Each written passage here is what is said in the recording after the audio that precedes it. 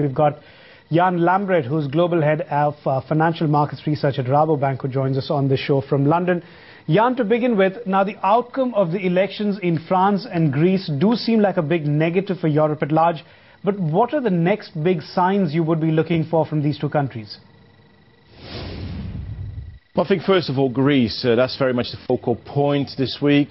There, the question is there going to be a second round of elections? It looks increasingly likely. It looks very difficult to form a government. The question is, of course, in that second round, will there be a materially different outcome? And we doubt it.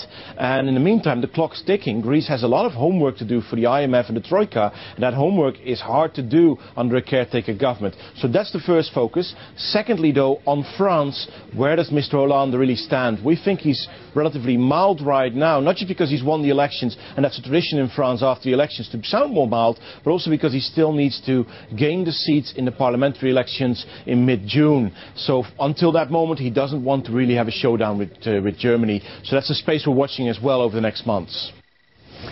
Now, Jan, there's a view emerging now that François Hollande may actually backtrack on all the spending promises he made on his campaign trail. Will that be reason enough for the financial markets to cheer, or will you wait and watch to see what he actually does?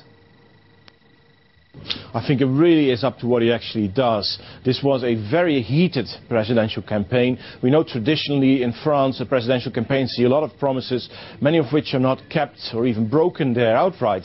So that tradition in itself means that we're not necessarily stuck with Mr. Hollande on the campaign trail. But like I said there are still elections coming up, parliamentary elections. That's what Mr. Hollande needs to really drive his views. We think he doesn't want to rock the boat before that, doesn't want to have a real showdown with Germany. So the true colours of Mr. Hollande we will only see after the parliamentary elections in mid-June in France.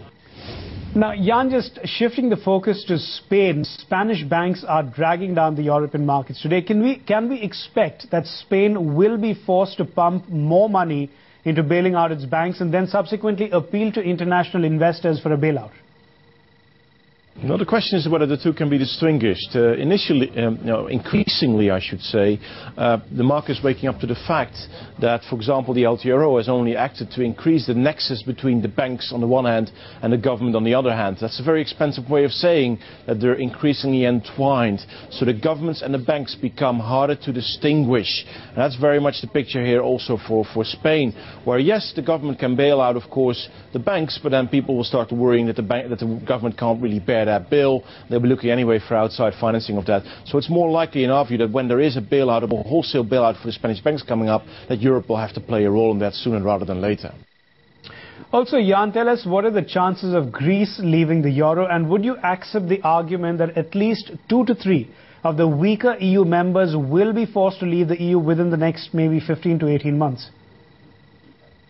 I think the current election turmoil in Greece underscores how difficult it is really for Greece, increasingly so, to stay in the Eurozone. On the one hand, they're tied with their hands to the Eurozone because their primary deficit is still in place there. And they need to pay their civil servants. They can't entirely rely on themselves here as the economy is tanking.